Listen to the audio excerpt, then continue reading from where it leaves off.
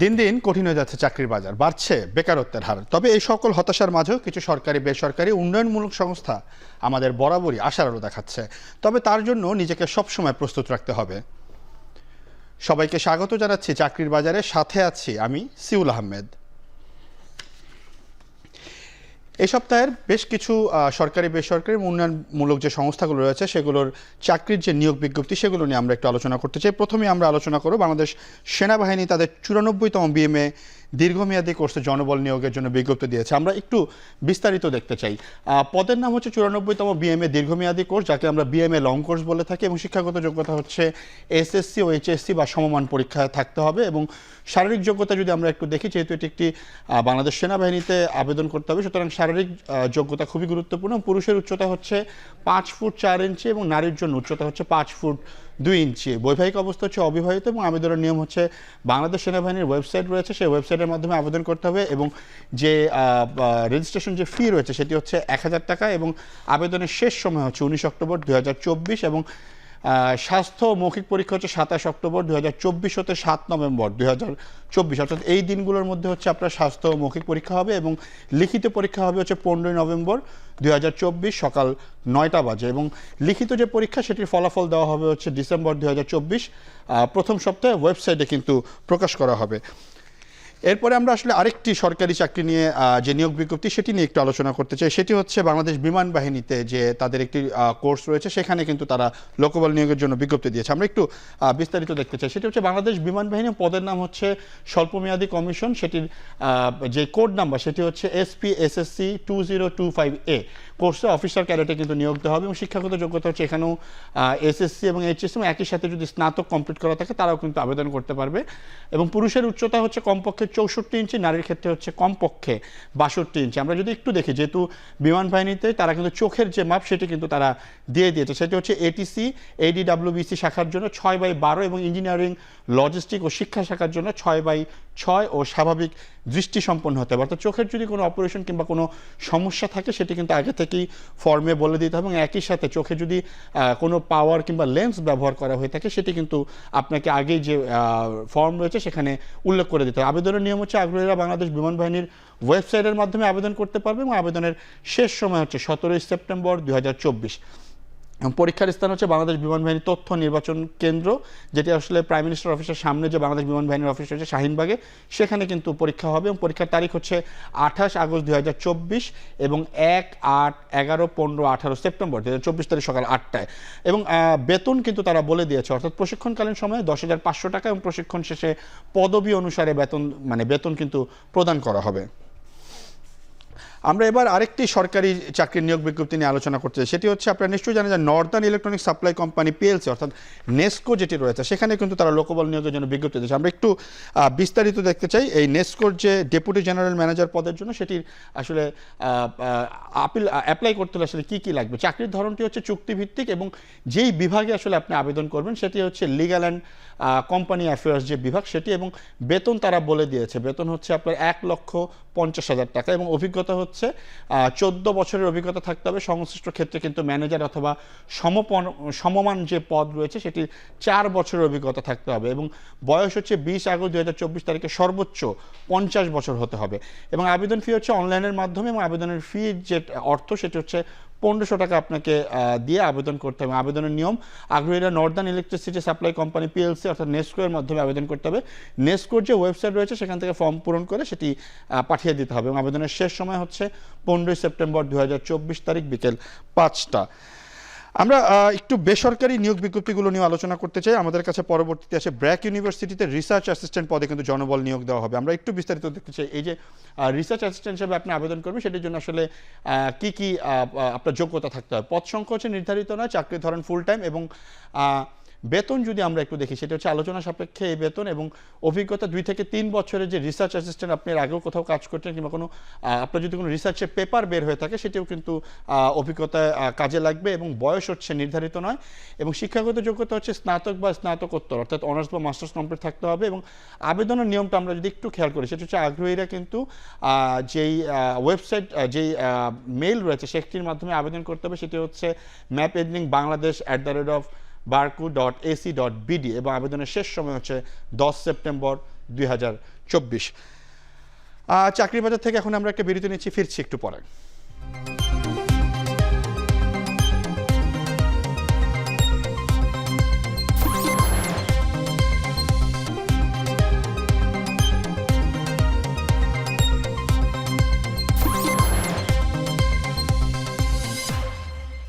বিরতির পর ফিরে এলাম, আপনারা দেখছেন চাকরির বাজার। আমরা কিছু বেসরকারি প্রতিষ্ঠানের একটু চাকরি নিয়োগ বিজ্ঞপ্তিগুলো দেখতে চাই। আমরা নিশ্চয়ই এখানে আছে যে শীর্ষস্থানীয় শিল্প প্রতিষ্ঠান যেটি প্রাণ আরএফএল আছে, তাদের আসলে একটি নিয়োগ বিজ্ঞপ্তি আছে, আমরা একটু বিস্তারিত দেখতে চাই। সেটি হচ্ছে প্রতিষ্ঠানের নাম হচ্ছে প্রাণ আরএফএল গ্রুপ এবং পদের নাম হচ্ছে অ্যান্ড্রয়েড অ্যাপ ডেভেলপার এবং পদ সংখ্যা হচ্ছে নির্ধারিত নয়, চাকরির ধরন হচ্ছে ফুল টাইম এবং বেতন হচ্ছে আলোচনা সাপেক্ষে। তবে অভিজ্ঞতা থাকতে হবে 1 বছর। তবে অনভিজ্ঞ কিংবা অভিজ্ঞতা যারা আছেন তারাও কিন্তু চাইলে আবেদন করতে পারবেন এবং বয়স এখানে নির্ধারিত করা হয়নি এবং শিক্ষাগত যোগ্যতা হচ্ছে বিএসসি কমপ্লিট থাকতে হবে, অর্থাৎ অনার্স কমপ্লিট থাকতে হবে। তবে নির্দিষ্ট করে দেওয়া হয়েছে যে সাবজেক্ট সেটি হচ্ছে সিএসসির উপরে কিন্তু আপনার বিএসসি অথবা অনার্স কমপ্লিট থাকতে হবে। আবেদনের নিয়ম হচ্ছে আগ্রহীরা প্রাণ আরএফএল গ্রুপের মাধ্যমে আবেদন করতে হবে। তাদের যে ওয়েবসাইট রয়েছে সেই ওয়েবসাইটে ক্যারিয়ার নামে একটি অপশন রয়েছে, সেই ক্যারিয়ারে গিয়ে অ্যাপ্লাই অনলাইনে গিয়ে এটি আবেদন করতে হবে। আবেদনের শেষ সময় হচ্ছে 17 সেপ্টেম্বর 2024। আমরা একটু ইউএস বাংলা এয়ারলাইন্স লিমিটেডের তারাও একটি নিয়োগ বিজ্ঞপ্তি দিয়েছে, তারা প্রতি মাসেই নিয়োগ বিজ্ঞপ্তি দিচ্ছে। আমরা এই নিয়োগ বিজ্ঞপ্তিটা নিয়ে একটু আলোচনা করতে চাই। সেটি হচ্ছে তাদের যে প্রতিষ্ঠানের নাম সেটি হচ্ছে ইউএস বাংলা এয়ারলাইন্স লিমিটেড। তারা একটি এয়ারলাইন্স প্রতিষ্ঠান এবং পদের নাম হচ্ছে সিকিউরিটি অ্যাডমিন এবং পদ সংখ্যা হচ্ছে 1 জন, চাকরির ধরন হচ্ছে ফুল টাইম এবং বেতন হচ্ছে 30,000 টাকা, যেটি মাসিক বেতন। অভিজ্ঞতা হচ্ছে 1 বছর। তবে অনভিজ্ঞ যারা আছে কিংবা অভিজ্ঞতা যাদের নেই তারাও কিন্তু আবেদন করতে পারবে। বয়স তারা নির্ধারণ করে দিয়েছে 24 থেকে 28 বছর থাকলে আপনি আসলে আবেদন করতে পারবেন। শিক্ষাগত যোগ্যতা হচ্ছে বিবিএ অর্থাৎ bachelor of business administration, BBA complete থাকতে হবে। আবেদনের নিয়ম হচ্ছে আগ্রহীরা ইউএস বাংলা এয়ারলাইন্সের মাধ্যমে আবেদন করতে পারবেন এবং আবেদনের শেষ সময় হচ্ছে 2 সেপ্টেম্বর 2024। আপনারা নিশ্চয়ই জানেন যে বাংলাদেশে যে বেসরকারি উন্নয়ন সংস্থা ব্র্যাক রয়েছে, তারা একটি এনজিও এবং তারাও কিন্তু নিয়োগ বিজ্ঞপ্তি দিয়েছে। আমরা সেটি নিয়েও একটু আলোচনা করতে চাই। সেটি হচ্ছে যে বেসরকারি উন্নয়ন সংস্থা ব্র্যাক যে এনজিও রয়েছে তারা তাদের ফিল্ড ইঞ্জিনিয়ার পদের জন্য নিয়োগ বিজ্ঞপ্তি দিয়েছে এবং পদের সংখ্যা হচ্ছে নির্ধারিত না এবং শিক্ষাগত যোগ্যতা হচ্ছে ইঞ্জিনিয়ারিং, সিভিল ইঞ্জিনিয়ারিংয়ে ডিপ্লোমা, অর্থাৎ ইঞ্জিনিয়ারিং অথবা সিভিল ইঞ্জিনিয়ারিংয়ে যদি আপনার ডিপ্লোমা থাকে তবে কিন্তু আপনি আবেদন করতে পারবেন। অভিজ্ঞতা হচ্ছে কমপক্ষে 2 বছর এবং বেতন হচ্ছে আলোচনা সাপেক্ষে এবং নারী পুরুষ উভয় আবেদন করতে পারবে। বয়স তারা উল্লেখ করে দেয়নি, তবে কর্মস্থলটা যদি আমরা একটু খেয়াল করি সেটি হচ্ছে কুমিল্লা, ফেনী, লক্ষ্মীপুর ও নোয়াখালী, অর্থাৎ এই 4টি জেলাতে কিন্তু আপনি আবেদন করতে পারেন। এবং আমার যতটুকু মনে হচ্ছে যে এই সাম্প্রতিক সময়ে যে বন্যা হলো সেটিতে যে ক্ষয়ক্ষতি হয়েছে সেই ইঞ্জিনিয়ার অথবা সিভিল ইঞ্জিনিয়ার যারা রয়েছে তারা যে ক্ষয়ক্ষতি হয়েছে সেই 4টি জেলাতে কিন্তু আমরা দেখতে পাচ্ছি তারা সেখানেই কর্মস্থল আপনার হবে। এবং অন্যান্য যোগ্যতা হচ্ছে ইঞ্জিনিয়ারিং ফার্মে কাজের অভিজ্ঞতা থাকতে হবে অথবা এনজিওতে কাজের অভিজ্ঞতা থাকতে হবে। আগ্রহী প্রার্থীরা আগামী 5 সেপ্টেম্বর 2024 তারিখের মধ্যে আবেদন করতে হবে। চাকরির বাজার থেকে আমরা এখন আরও একটি বিরতিতে যাব, বিরতির পর ফিরে আসছি, তখন আমাদের সাথে থাকবেন একজন অতিথি।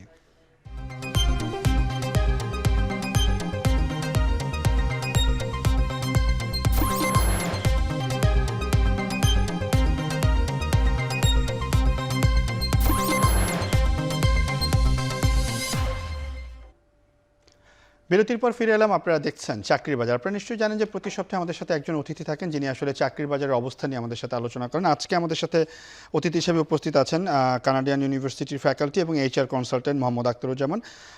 আখতার ভাই, আপনাকে অসংখ্য ধন্যবাদ আমাদেরকে এই সময় দিয়েছেন। আমরা একটু আসলে আপনার সাথে আলোচনা করতে চাই। একটি বড় গণ অভ্যুত্থান হলো, একটা পরিবর্তন আমরা দেখতে পারলাম। এখন আসলে চাকরির বাজারের কি অবস্থা? এখন মানে সাময়িক হয়তোবা কিছুটা খারাপ সময় যেতে পারে, বিকজ কোম্পানিগুলো কিন্তু এখন তারা আবার সেটেল করছে এবং অনেক ধরনের ব্যাপার স্যাপার আছে। দেখা গেছে যে কন্ট্রাক্টের কাজ, কিছু কাজ হয়তোবা থেমে যাবে, আবার নতুন করেও কিন্তু আবার পজিটিভ একটা দিকে যাবে। তবে আমার কাছে যেটা মনে হয় যে চাকরির বাজারে যারা মানে নিজেকে ডেভেলপ করতে পারবে এবং সৎভাবে নিজেকে উন্নত করতে পারবে তাদের জন্য একটা পজিটিভ ভাইব আসবে বলে আমার কাছে মনে হচ্ছে এখন। আচ্ছা আখতার ভাই, আরেকটি বিষয় জানতে চাচ্ছি। আমরা আসলে দেখি যে অনেক এন্ট্রি লেভেলের জব মার্কেট ক্রিয়েট হচ্ছে। আমরা যখন একটু রিসার্চ করি এই শো করার জন্য, তখন দেখি যে এন্ট্রি লেভেলের অনেকগুলো চাকরির আসলে নিয়োগ বিজ্ঞপ্তিগুলো প্রচার পাচ্ছে।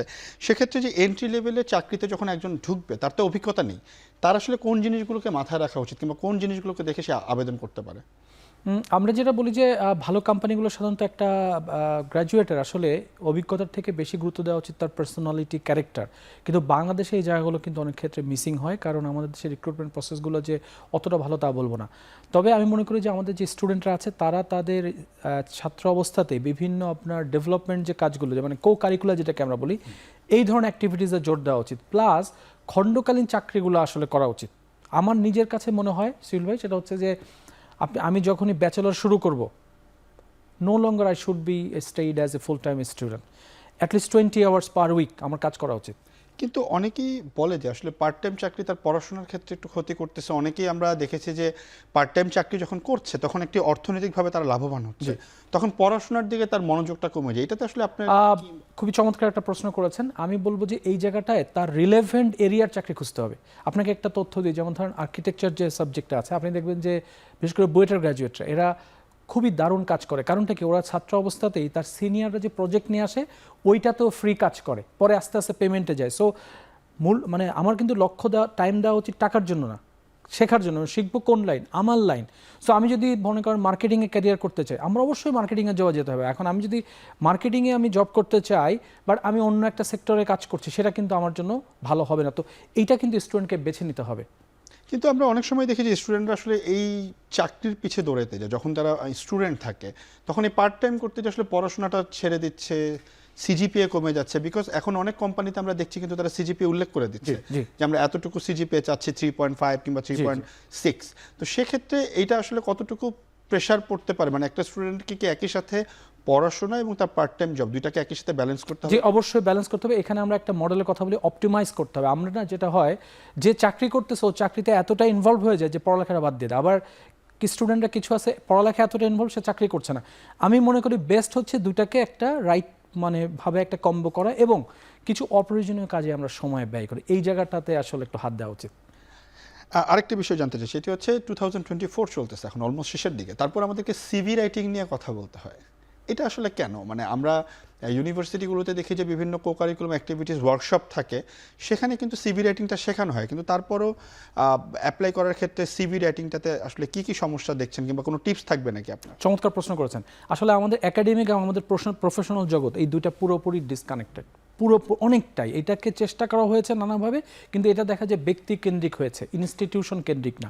সো এই জায়গাটায় আমাদের সময় দেওয়া উচিত। এবং আমি বলি, যেমন দেখেন বিজনেস স্কুলের জন্য ফার্স্ট ইয়ারে কিন্তু তার কোর্স থাকছে বিজনেস কমিউনিকেশন, এবং এই ধরনের কিছু জিনিস, এমপ্লয়েবিলিটি স্কিল কোর্স, এগুলো কিন্তু সব সাবজেক্টের জন্য ম্যান্ডেটরি করা উচিত। So within 2 years everybody should learn how to write a CV, এবং এটা ইউনিভার্সিটির দায়িত্ব হবে এটা ইনিশিয়েটিভ নেওয়া।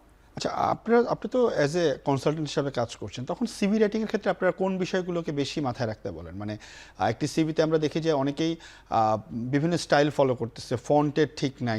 আবার অনেকে ধরেন যে আমরা এখন যেটা বলি যে শুরুতেই আপনার ক্যারিয়ার সম্পর্কে লেখা, এরপরে এডুকেশন।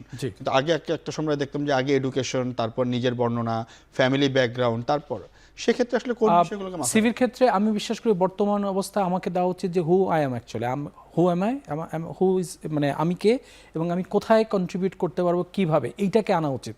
যে what kind of person I have become and what I can offer to the market, this is the first thing. Second আসবে আমার একাডেমিক কোয়ালিফিকেশন। আর ফ্রেশারদের সিভি 1 পেজের বেশি কোনোভাবেই যাবে না। এক্স্যাক্টলি, আমি এই প্রশ্নটাতে আসতে চাচ্ছিলাম যে আসলে আমরা অনেক সময় দেখি যে সিভি 4-5 পাতা হয়ে যাচ্ছে, আবার অনেক সময় দেখি যে খুবই ছোট সিভি পাঠিয়ে দিচ্ছে। আপনাদের কাছে কি মনে হয়, এটা কি আসলে জবের রিকোয়ারমেন্টের উপরে ডিপেন্ড করে সিভির সাইজ, নাকি স্ট্যান্ডার্ড সাইজ আসলে কত হতে পারে? স্ট্যান্ডার্ড সাইজ ফ্রেশারদের সিভি হবে 1 পেজের বেশি না, এবং এই 1 পেজের মধ্যে আমাকে আনতেই হবে, এবং এইটাকে স্ট্যান্ডার্ড ফলো করতে দেখেন দেয়ার আর সাম চেকলিস্ট। এই চেকলিস্টগুলো আমাকে রাখতে হবে যে আমি বেশিও দিব না, আবার কিছু বাদও দেওয়া যাবে না। এইটা কিন্তু আমরা একটা চেকলিস্ট করে টিক দিয়ে আগাতে হবে। এবং আমি তরুণদেরকে বলবো যে তাদেরকে দরকার একজন মেন্টরের পরামর্শ নেওয়ার জন্য, এবং এই ধরনের অ্যাক্টিভিটিসগুলো অনেকেই আমি দেখলাম যে বর্তমানে সাপোর্টটা দিচ্ছে। আর অনলাইনে আমি আপনার প্রোগ্রামে বলেছিলাম যে আপনার অ্যান্ড্রয়েডে রেজিউমে বিল্ডার নামে ফ্রি অ্যাপ আছে, ওখানে যদি আমি তথ্যগুলো দিয়ে দিই ওরা অটোমেটিক আমাকে বানিয়ে দেবে। আক্তার ভাই, আপনি বলছিলেন যে মেইন পয়েন্টগুলো, আসলে এই মেইন পয়েন্টগুলো আসলে কি?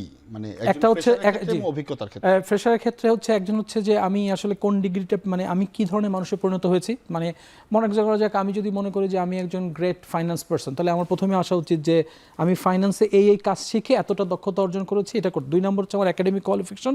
এরপরে আমার প্রমাণ দিতে হবে যে আমি যে প্রথমে যে লিখেছি যে আমি কেমন ধরনের একজন স্কিলড পারসন, ওইটা এটার প্রমাণগুলো আনতে হবে। সেক্ষেত্রে আমার কো কারিকুলার অ্যাক্টিভিটিস, আমি আমার এডুকেশন সময়ে যে ধরনের প্রজেক্টগুলো করেছি ওগুলোকে আনতে হবে, মোরাললেস মোটা দাগে এগুলো আনতে হবে। আর আর যাদের অভিজ্ঞতা আছে, অভিজ্ঞ পার্সনদের আমি মনে করি প্রথমে আমি কি অফার করতে পারি, 2 নাম্বার আমার অভিজ্ঞতাগুলো দিতে হবে, 3 নাম্বার আমার একাডেমিক কোয়ালিফিকেশন, 4th হচ্ছে আমার এই প্রমাণগুলো আনতে হবে যে what are the things that have made me a person like this. আর রেফারেন্সের ক্ষেত্রে আসলে আপনার কোনো টিপস থাকবে? রেফারেন্সের ক্ষেত্রে এমন পার্সনদের রেফারেন্স দেওয়া উচিত যে কিছুটা known person in the market, সেরকম মানুষকে দেওয়া উচিত। আমরা অনেক সময় দেখি যে খুব লো প্রোফাইলের কাউকে রেফারেন্স দিয়েছে, এটা আসলে দেওয়া না দেওয়া সমান কথা।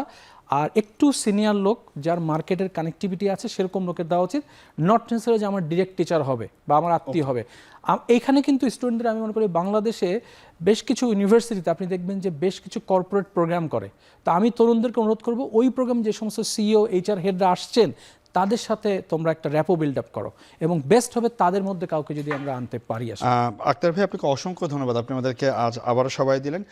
দর্শক, এতক্ষণ সাথে থাকার জন্য সবাইকে অসংখ্য ধন্যবাদ। দেখা হবে পরবর্তী সপ্তাহে। তবে আপনার কোম্পানির যে কোনো নিয়োগ বিজ্ঞপ্তি প্রচারের জন্য আমাদের সাথে যোগাযোগ করুন, এবং যারা চাকরির জন্য আবেদন করতে চাচ্ছেন তারা ইমেইলে আপনার সিভি পাঠিয়ে রাখুন। আপনার কোম্পানি বা প্রতিষ্ঠানের নিয়োগ বিজ্ঞপ্তি এবং সিভি পাঠানোর ঠিকানা চাকরির বাজার @এখন.tv। আজকের মতো শেষ করছি চাকরির বাজার।